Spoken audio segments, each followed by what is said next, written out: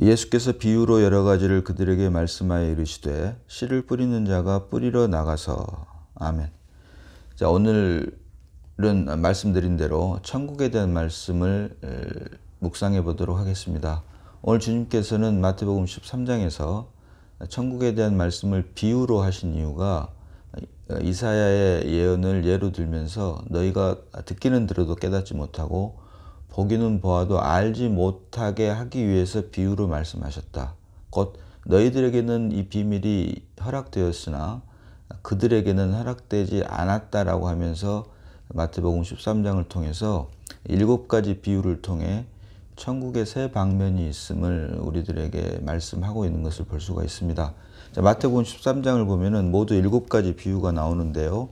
그 첫 번째가 씨 뿌리는 비유, 두 번째가 가라지 비유, 세 번째가 겨자씨 비유, 네 번째가 누룩 비유, 다섯 번째가 감추인 보화에 대한 비유, 여섯 번째가 진주 비유, 그리고 마지막 7번째가 그물 비유로 되어 있습니다. 자, 이 중에서 첫 번째와 두 번째, 곧 씨 뿌리는 비유와 가라지 비유는 천국에 들어가기 위한 그 시작과 그 완성에 대한 것으로서 씨 뿌리는 비유는 천국에 들어가기 위한 마음 상태가 어떠해야 함을, 곧 좋은 밭이 되어야지만이 천국에 들어갈 수 있는 마음 상태가 되는데 이것을 100배, 60배, 30배라고 말씀을 하면서 시작을 하고 있고, 두 번째 가라지 비유는 천국의 완성, 맨 마지막에 천국이 완성됐을 때 마태복음 13장 30절 보니까 둘 다 추수 때까지 함께 자라게 두라. 추수 때 내가 추수꾼들에게 말하기를 가라지는 먼저 거두어 불사르게 단으로 묶고 곡식은 모아 내 곡간에 넣으라 하리라. 아멘. 이렇게 천국의 완성, 천국에 들어갈 수 있는 것은 가라지가 아닌 오직 곡식, 곧 알곡만이 천국에 들어갈 수 있다라고 천국의 완성에 대한 말을 하고 있습니다. 그래서 첫 번째, 두 번째, 곧 씨 뿌리는 비유와 가라지 비유는 천국에 들어가기 위한 그 조건, 그 시작과 마지막 그 완성에 대한 이야기를 하고 있는데 그 과정에 세 번째부터 7번째까지 비유가 나옵니다. 그래서 그 과정에 겨자씨 비유와 누룩 비유, 그리고 보화와 진주 비유, 그리고 그물 비유, 이 세 가지로 나눠볼 수가 있는데 오늘 말씀의 제목을 천국의 세 방면으로 잡은 것이 바로 이 세 가지입니다. 결국 겨자씨 비유와 누룩 비유는 비유를 하나로 볼 수가 있고, 보화 비유와 진주 비유를 또 다른 하나, 그리고 세 번째를 그물 비유로 볼 수가 있는데, 겨자씨 비유와 누룩 비유를 우리는 천국의 외형이라고 하고, 보화 비유와 진주 비유를 천국의 실제라고 할 수가 있으며, 그물 비유를 천국의 나타남이라고 할 수 있습니다. 그래서 천국에 대한 말씀을 주님께서 비유로 하신 이유는 너희들에게는 허락이 되었지만, 천국에 대한 비밀을 아는 것이 허락이 되었지만 그들에게는 허락이 되지 않았다라고 하는 것을 우리들에게 다시 한번 깨닫게 하기 위해서 이렇게 비유로 말씀을 하신 것입니다. 참고로 우리가 예수를 믿고 그리스도 안에서 하나님의 생명으로 거듭나고 이제 하나님의 자녀들이 되었음에도 불구하고 이 마태복음 13장에서 말하는 천국 비유를 모두 하나로 봐버리는 오류를 우리가 범하고 있다. 자세히 보면 주님께서 말하는 7가지 비유 중에서 말씀드린 대로 세 번째부터 7번째까지 이 5가지를 또한 천국의 세 가지 방면으로 볼 수가 있는데, 곧 천국의 외형과 천국의 실제와 천국의 나타남, 이렇게 볼 수가 있는데 이 모두를 다 뭉뚱그려 가지고 하나로 보는 오류가 있다. 세상에서도 그 미식가들은 음식 맛을 보면서 그 음식에 어떤 재료들이 들어갔다고 하는 것을 정확하게 짚어냅니다. 더욱이 우리는 하나님의 자녀들입니다. 사람의 생명으로 태어났지만 이제 하나님 아버지의 은혜로 사람의 생명에서 하나님의 생명으로 바뀐 하나님의 자녀들입니다. 그래서 주님께서 말씀하신 성경, 주님께서 말씀하신 것을 기록해 놓은 이 성경을 우리 하나님의 자녀의 눈으로 보는 것이 사람의 눈으로 보는 것보다는 훨씬 더 정확하고 분별력이 있어야 될 것입니다.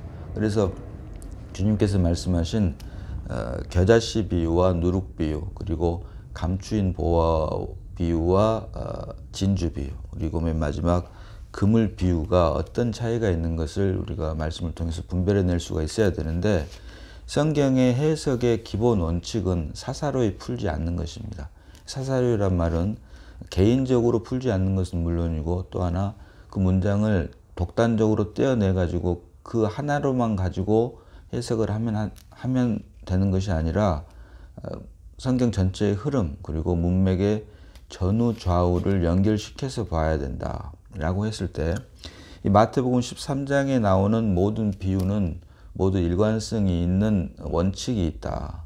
그래서 씨 뿌리는 비유에서 말씀하신 것과 연관해서 우리가 겨자씨 비유나 누룩 비유를 볼 수 있어야 되고, 마찬가지 감추인 보화 비유나 진주 비유, 그리고 그물 비유도 이와 같은 맥락에서 볼 수 있어야 되는데, 자, 그래서 천국의 세 방면이 크게 천국의 외형, 그리고 천국의 실제, 천국의 나타남, 이렇게 세 가지 방면이 있는데, 이 천국이 결국 다른 새 천국이 아니라 같은 천국인데, 생명의 수준에 따라서 마치 어린아이들에게 가장 맛있는 것은 밥이 아니라 사탕이듯이, 그러나 생명이 자람으로써 사탕이 아닌 밥이 건강을 위해서 가장 좋다라고 하는 것을 자연스럽게 우리가 깨닫는 것처럼, 천국에 대한 방면도 천국의 외형, 천국의 실제, 천국의 나타남, 이 세 가지 방면이 있는데, 우리 믿음의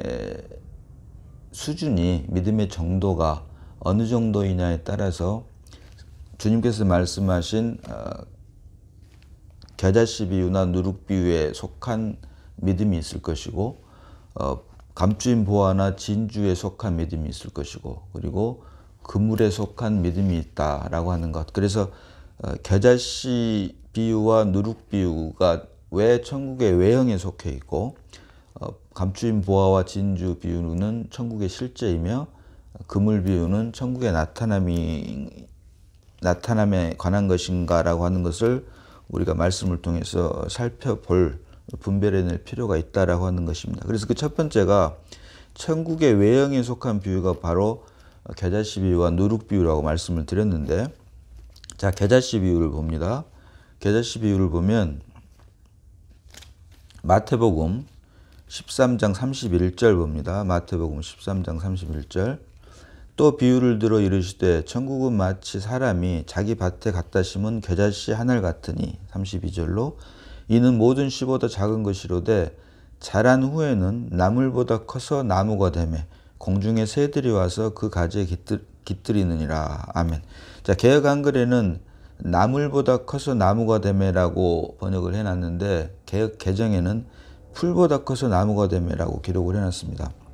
그래서 이 번역은 나물보다 커서 나무가 되매가 더 원문에 가까운 번역인데요. 겨자씨라고 하는 것은 사람이 먹기 위한 식물에 속한 것입니다. 겨자씨. 그래서 사람이 먹기 위한 것인데 먹지 못하는 나무가 되어버렸다라고 하는 뜻입니다. 그래서 이는 모든 씨보다 작은 것이로되 나물보다 커서 나무가 되매, 이 말은 사람이 먹기 위한 겨자씨 나물이 먹지 못하는 나무가 되어버렸다. 그렇기 때문에 공중의 새들이 와서 그 가지에 깃들이느니라. 자, 여기서 말하는 공중의 새들은 마태복음 13장 4절에 보니까 씨 뿌리는 비유에서 뿌릴 새, 덜어는 길가에 떨어지며 새들이 와서 먹어버렸고, 여기서 새들이 나옵니다. 새들. 그래서 공중의 새들은 마태복음 13장 4절에서 말하는 새와 연관시켜서 볼 수가 있는데, 이 말씀에 대한 해석이 19절에 아무나 천국 말씀을 듣고 깨닫지 못할 때는 악한 자가 와서 그 마음에 뿌려진 것을 빼앗나니 이는 곧 길가에 뿌려진 씨요.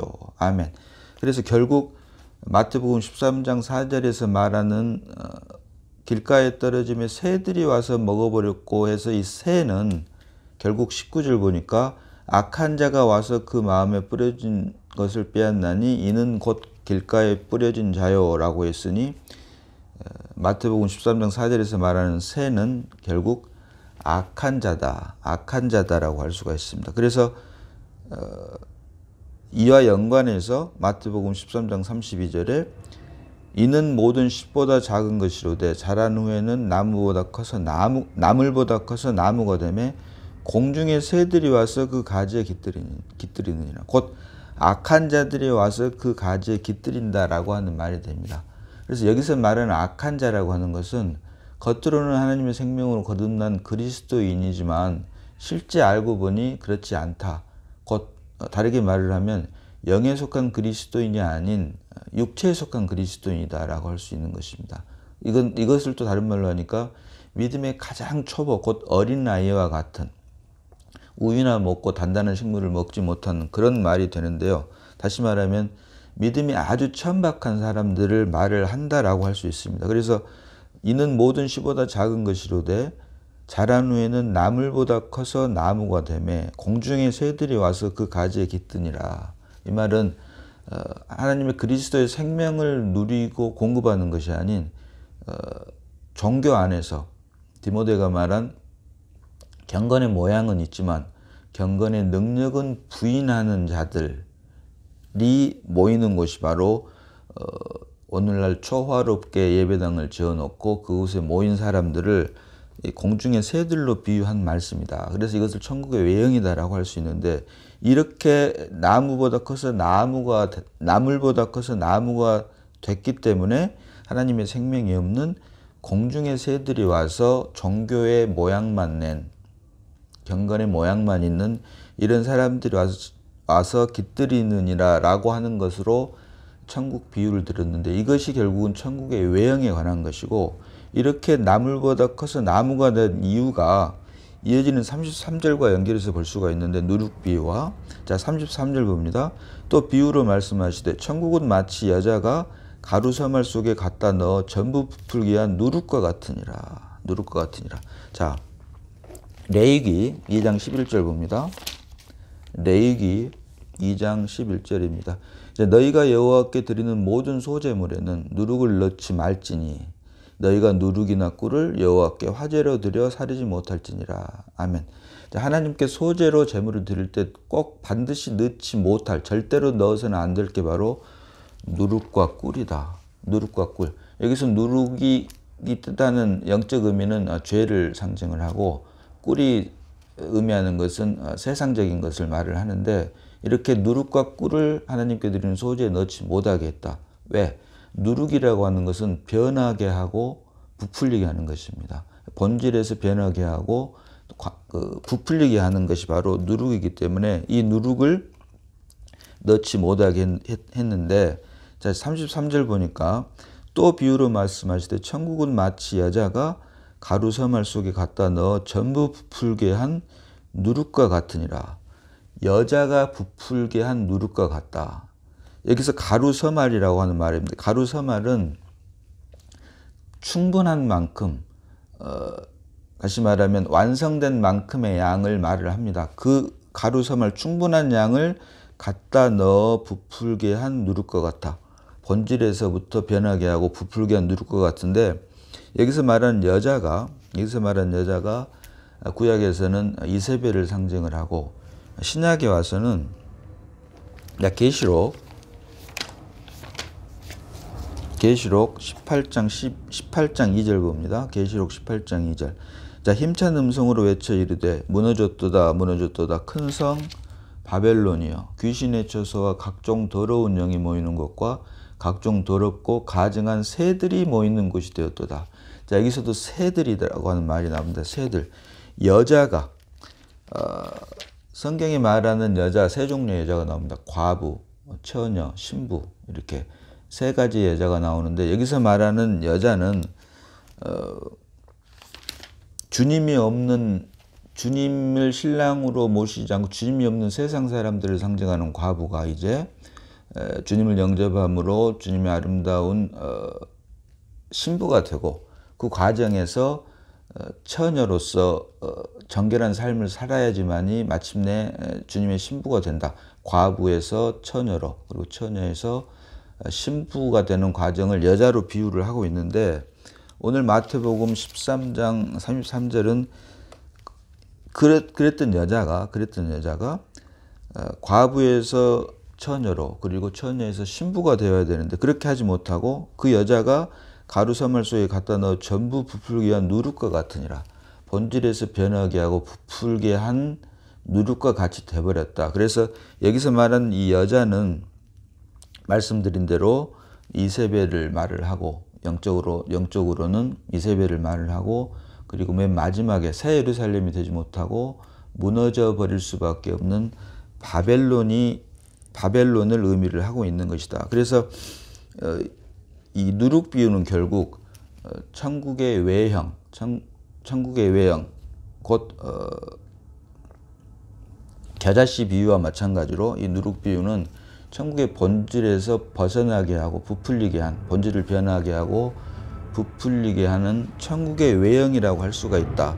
그래서 겨자씨 비유와 누룩 비유를 천국의 본질로 알고 있고, 외적인 교회의 성장을 사모하면서 공중의 새들 그 안에 그 구성원이 되는 성도들이 생명이 있는 것과 없는 것은 별개로 사람들만 많이 모이면 된다라고 하는 그런 일종의 교회 성장주의에 입각해서 외적인 성장을 교회의 부흥으로 잘못 착각하고 있는 요즘에 적지 않은 사람들의 그 사고 방식이 마태복음 13장 31절로 33절에서 말하고 있는 겨자씨 비유와 누룩 비유를 오해를 해서 이것이 바로 주님께서 말씀하시는 천국의 모형이다라고 이것을 강조하고 있는데, 이 말씀을 결국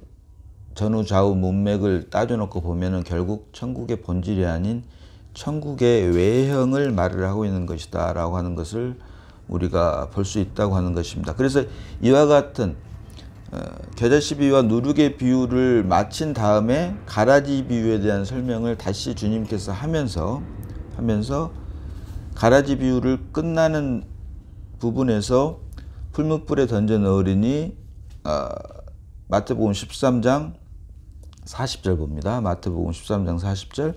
그런즉 가라지를 거두어 불에 사르는 것 같이 세상 끝에도 그러하리라. 인자가 그 천사들을 보내리니 그들이 그 나라에서 모든 넘어지게 하는 것과 또 불법을 행하는 자들을 거두어내고, 42절로 풀무불에 던져 넣으리니 거기서 울며 이를 갈게 되리라. 자, 이런 말씀을 하게 됩니다. 풀무불에 던져 넣으리니 거기서 울며 이를 갈게 되리라. 이것을 이 문장 가라지 비유만 띄워놓고 생각을 하면 가라지에 속한 사람들만이 이렇게 됐다라고 생각을 할 수 있지만, 그 바로 앞에 있는 공중의 새들이 와서 깃들게 되는 것과 또 여자가 가루사말 속에 갖다 넣어 전부 부풀게 한 누룩과 같은 것을 천국으로 잘못 알고 있는 사람들은 결국에는 가라지에 속하는 사람들로서 풀무불에 던져 넣으리니 거기서 울며 이를 갈게 되리라 라고 하는 말과 연관시켜서 우리가 생각해 볼 수 있다라고 하는 것입니다.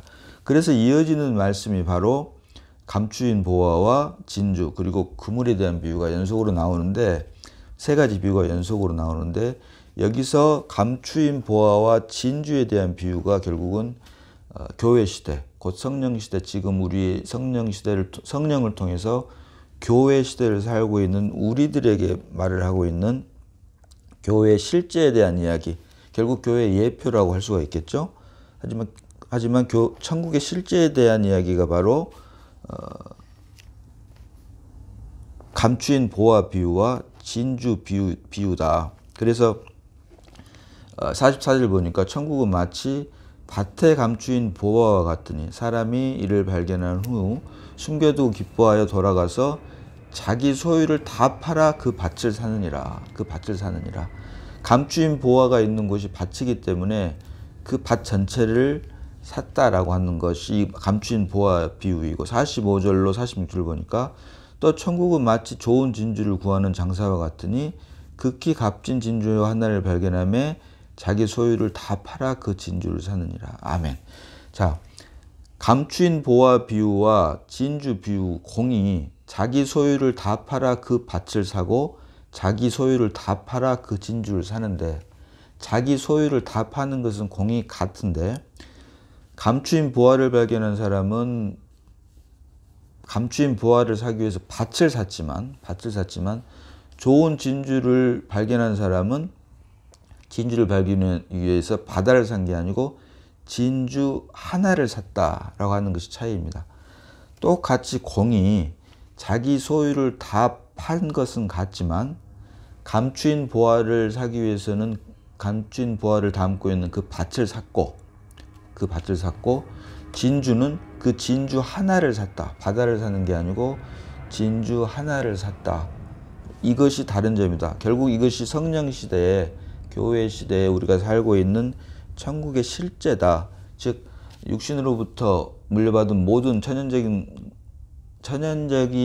생명에 속한 모든 것은 다 팔아버리고 그 밭을 샀다. 밭이 담고 있는 그 보화를, 감추인 보화를 사기 위해서 밭을 샀고, 그리고 바다 안에 있는 그 진주 하나를 발견함에 그 자기 소유를 모두 다 팔아서 그 진주를 사게 된 것이 바로, 그래서 우리가 주님께서 제자들을 부를 때 부른 즉시 그 소유를 모두 버려두고 주님을 따른 것처럼 우리 역시 주님을 만나게 되고 주님의 생명으로 거듭나게 되면 우리의 모든 소유를 다 팔아서 주님만을 위해서 살게 되는 삶을 사는 것이 바로 성령 시대를 통한 우리의 교회, 하나님의 생명으로 거듭난 교회 시대에서 살고 있는 우리 사람들을 천국의 실제로 예수님께서 비유를 통해서 곧 감추인 보화 비유와 진주 비유를 통해서 우리에게 설명을 하고 있다라고 하는 것입니다. 그리고 마지막 하나가 47절로 또 천국은 마치 바다에 치고 각종 물고기를 모는 그물과 같으니, 그물 비유입니다. 같으니 이어지는 48절로 그물에 가득함에 물가로 끌어내고 앉아서 좋은 것은 그릇에 담고 못된 것은 내버리느니라 하면서 이어지는 49절로 세상 끝에도 이러하리라. 그래서 세상 끝에도 이러하리라, 이 말은 주님께서 다시 오실 때를 말을 합니다. 그래서 이것이 바로 결국은 천국의 나타남입니다. 나타남. 주님께서 다시 오셨을 때 비로소 열리게 되는 천국 시대를 말을 하고 있는데, 이것을 바로 천국의 나타남이다. 그래서 마태복음 13장에는 천국의 외형, 천국의 실제, 그리고 천국의 나타남에 대한 말씀을, 비유를 통해서 말씀을 하고 있는데, 이 천국의 나타남에서 그물 비유 맨 마지막 49절 하반절 보니까 천사들이 와서 의인 중에서 악인을 갈라내어 이어지는 40절에 풀무불에 던져 넣으니 거기서 울며 이를 가리라. 마지막 심판 때에는 역시 또 공이 풀무불에 던져 넣으니 거기서 울며 이를 가리라 라고 하는 말이 나옵니다. 거기에 들어가지 못한 그물을 통해서 나쁜 고기는 버리게 되기 때문에 그 버려진 고기들에 대해서는 거기서 울며 이를 갈리라 라고 하는 말이 나오는데, 우리가 여기서 한 가지 살펴보아야 될 부분은, 이어서 봅니다. 51절과 52절. 자, 이 모든 것을 깨달았느냐 하시니 대답하되 그러하오이다. 52절로 예수께서 이르시되 그러므로 천국의 제자된 서기관마다 마치 새 것과 옛 것을 그 곳간에서 내오는 집주인과 같으니라. 아멘. 결국 우리가 천국의 제자된 서기관이 돼야지만이 집주인처럼, 곧 그물에서 좋은 것과 나쁜 것을 골라내는 것처럼 우리가 천국의 실제를 누릴 수 있다라고 하는 것입니다. 그래서 천국의 외형에 속한 믿음이 있을 것이고, 천국의 실제에 속한 믿음이 있을 것이고, 마침내 천국의 나타남에 속한 믿음이 있을 것인데, 그렇게 되기 위해서는 우리가 천국의 제자된 서기관이 되어야 된다. 천국의 제자된 서기관이란 말은 히브리서를 통해서 말씀을 드렸지만 하나님의 자녀, 생명 안에서 하나님의 자녀로 먼저 거듭나야 되고, 그 다음에 서기관은 말 그대로 성경학자들입니다. 성경학자. 그래서 율법학자들이죠. 구약과 신약이 능통한. 그래서 하나님의 생명으로 거듭나는 것은 물론이고, 하나님을 아는 지식, 그리스도를 아는 지식이 예수 그리스도 장성한 분량에 충만한 데까지 이르는 사람들. 이렇게 됐을 때, 이 모든 것을 포함하게 됐을 때 바로 집주인과 같은 사람이 됨으로써 천국의 실제를 누리게 된다라고 하는 것을 말을 하고 있습니다. 그래서 세상 끝에는 세상 끝에도 이러하리라 라고 말을 하는데, 우리가 여기서 반드시 살펴봐야 될 부분이 천국의 외형에 대한 이야기가 바로 바깥 어두운 데서 울며 이를 갈미 있으리라 라고 하는 말을 한 구절이 있습니다. 자, 첫 번째로 마태복음 22장 봅니다.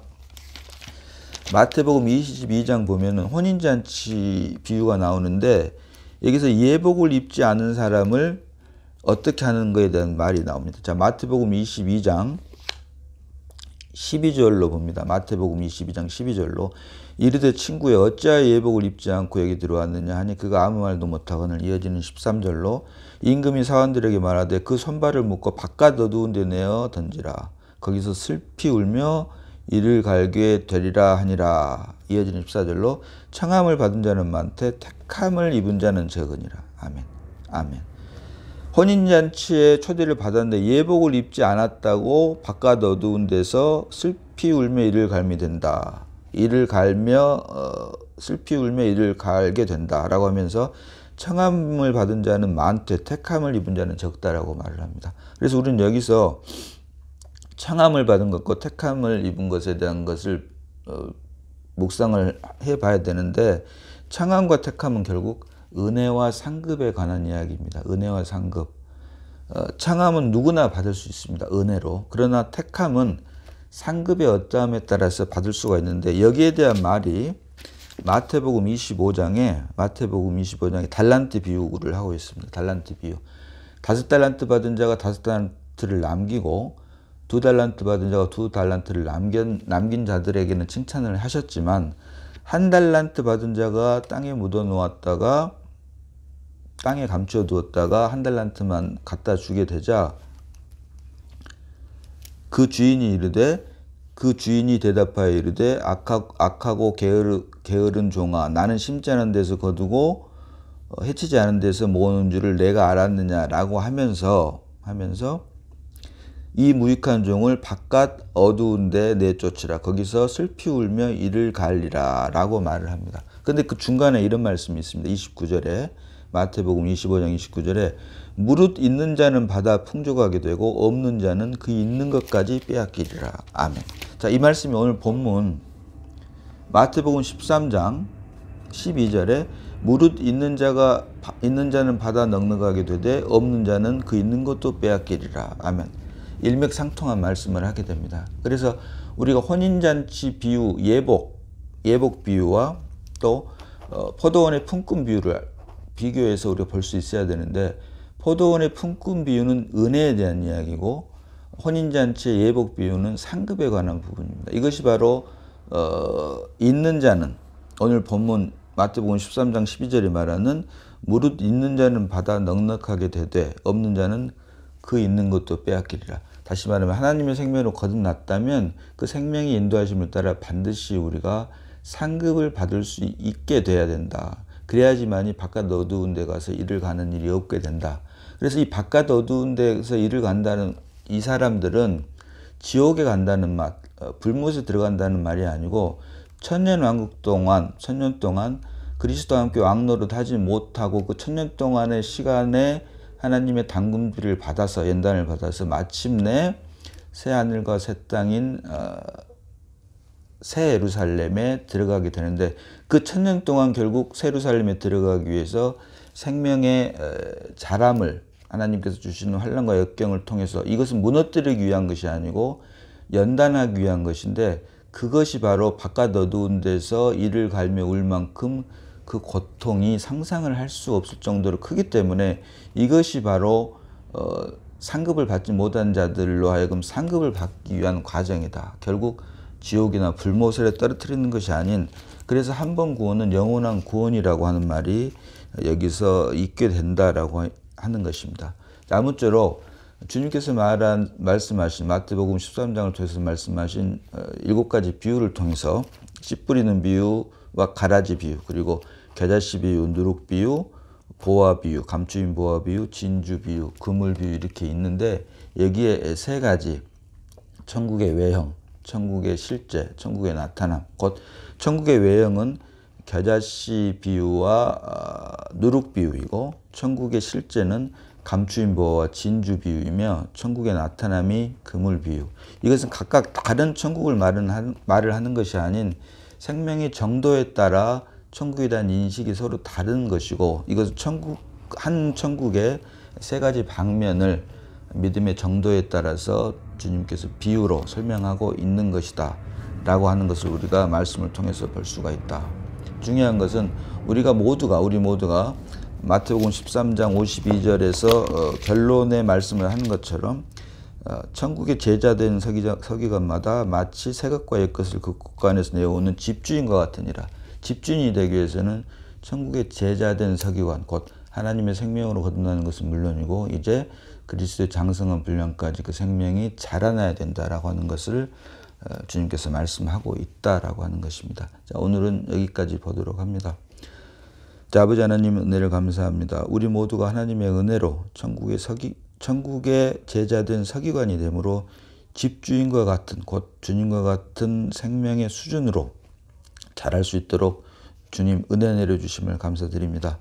주님 오시는 그날까지 오직 나는 죽고 그리스도만 살아내므로 오직 하나님의 기쁨과 만족이 되는 우리가 다 되게 하여 주심을 감사드리옵고 우리를 구원하신 예수님 이름으로 기도드리옵나이다. 아멘.